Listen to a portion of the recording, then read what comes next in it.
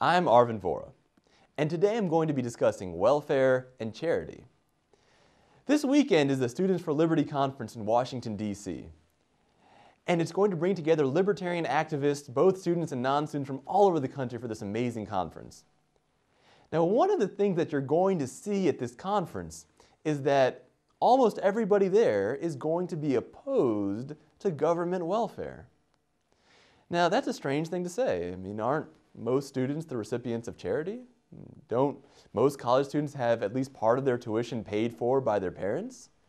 And if not, if they're paying for their college tuition, didn't somebody at some point pay for something for them? I mean, maybe their parents, maybe somebody else. We're all born infants, and none of us as an infant, not even Bill Gates, is able to pull ourselves up by our bootstraps at that age. So isn't it hypocritical for a college student to be opposed to welfare? I don't think it is, and to me it's an issue of practicality. It's an issue of effectiveness. I work in education, and in education, when you're a teacher, there's two types of students that you can deal with. Some students are extremely self-motivated. They're super smart, they're super hardworking, they're super ambitious, and all you need to do is you need to give them a book, and they can probably just do the class on their own. Or you just need to read the book aloud, write some notes on the board, and that's all you need to do as a teacher. Teaching those kind of students is extremely easy. And then there are students who need a lot more. They need almost like a transformation. They're D students, they're F students, and they need some kind of a mechanism, or something much more intensive that can transform them from a D student to an A student. That's actually my area of expertise. That's what my programs are all about. It's a difficult process. It's not easy. It's a lot harder than teaching advanced students, which I also do, but it's much, much harder, and it requires a lot more skill and a lot more nuance. And you need to have creativity and flexibility. You need to be able to be free to innovate and come up with new ideas. In my business, that's curriculum and software. And other people who work in the same industry have come up with all kinds of amazing innovations to help that kind of transformation happen.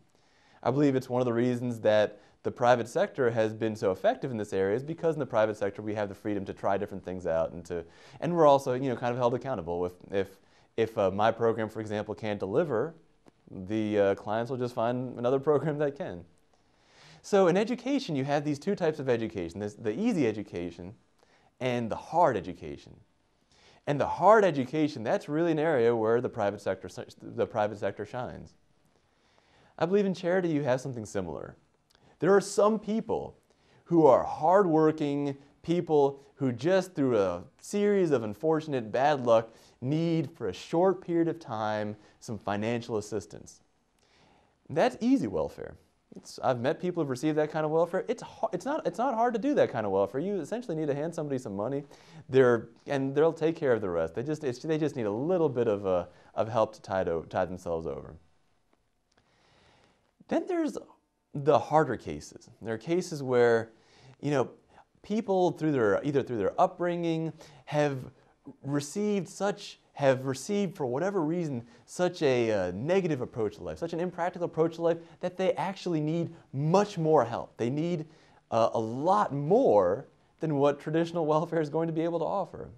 They need a kind of almost like a life coach, some kind of much deeper guidance. And it's not just they need something warm and fuzzy. They might even need someone to really push them hard to turn their lives around. I mean, nobody wants to be on welfare, and that's not plan A for anybody. So a good charity system, if you will, what that would do is it would actually work to get people off of welfare, not to keep people dependent on it.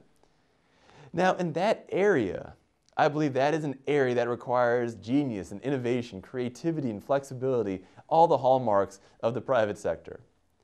I believe that charity is a skill. Charity is not just something that we do to make ourselves, feel less guilty or something like that. It is a skill. It is an art. It is a science. And some people are good at it, and some people are bad at it. I believe the Gates Foundation is good at charity.